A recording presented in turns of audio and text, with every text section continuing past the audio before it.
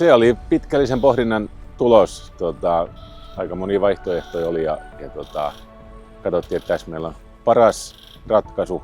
Kyseessä on Enerserin Enerbank akkukabinetit, joita tässä kohteessa on 3 kappaletta, joista yksi on aina 100 kilowattia teholtaan, eli yhteensä tehoa on 300 kilowattia. Näitä sitten ohjaa tämmöinen powerhuppi, jonka kautta akustot on liitettynä sitten asiakkaan puistomuuntamoon.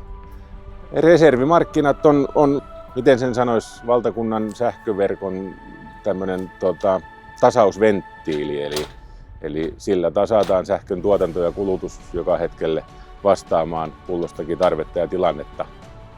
Paljon puhutaan taajuusreservimarkkinasta, se on yksi osa sitä, mutta sitten on tietysti ihan tehoreservimarkkina myöskin, että sillä pidetään huoli, että jokaisessa niin kotitaloudessa kuin teollisuudessakin joka hetki sähköä tulee oikein määrä seinästä.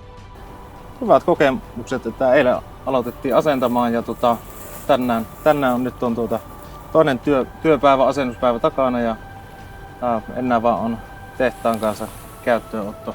Sitten se on niinku toimintavalmis meidän puolesta. Tietysti nämä niinku tuotteet, mitä on käytetty, että löytyy APP, johonsuoja-automaattia, ylijännitesuojat löytyy joka yksiköstä erikseen, myös powerhubista.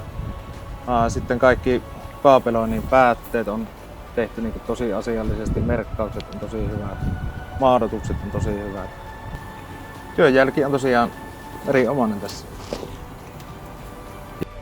Ei minun tai kenenkään muunkaan, kuka päätyy näihin akkuihin, niin tarvii itse perehtyä tavallaan siihen markkinaan ja kaupankäyntiin. Et sit kun homma on paketissa ja laitteet tulilla, niin se tavallaan hoitaa itse itsensä. Et on verrannut jossain kohtaa tää vähän niin kuin pörssikauppaa, mutta sillä erotuksella, että tässä mun ei tarvitse olla itse treidaamassa joka päivä, vaan yhteistyökumppanit ja tasevastaavat hoitaa sen puolen, että tavallaan saataisiin riittävä tuotto sille investoinnille.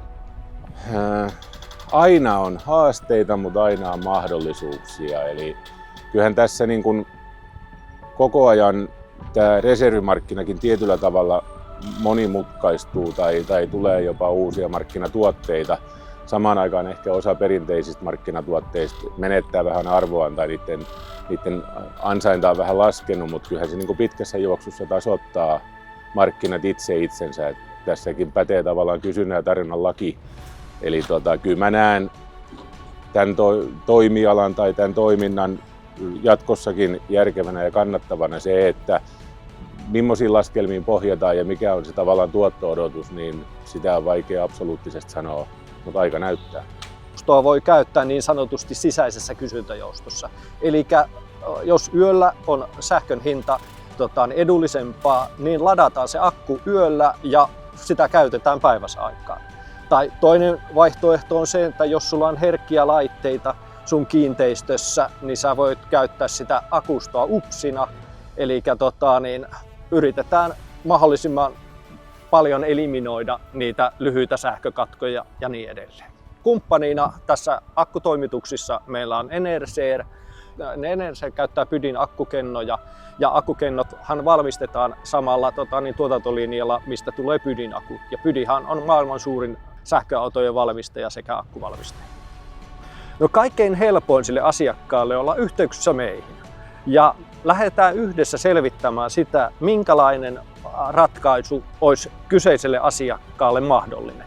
Siinä on selvitettävä tietysti sen asiakkaan kiinteistön liitettävyysteho, sitten sen asiakkaan tämänhetkinen sähkön käyttö ja joiden pohjalta sitten katsotaan, että paljonko sillä asiakkaalla on niin sanotusti vapaata reserviä siellä liittymässä, jonka pohjalta katsotaan myöskin se akuston koko.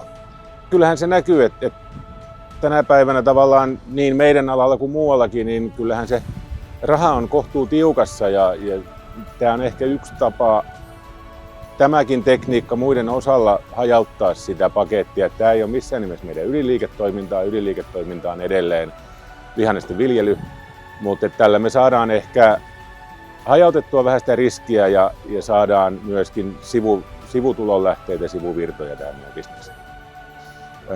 Ansaintatapoja on monia ja tavallaan tietysti jokainen hakee mielellään parasta mahdollista tuottoa sijoitetulle pääomalle, ja mä nyt uskon tässä tapauksessa, että tämä saattaa olla meille yksi vaihtoehto.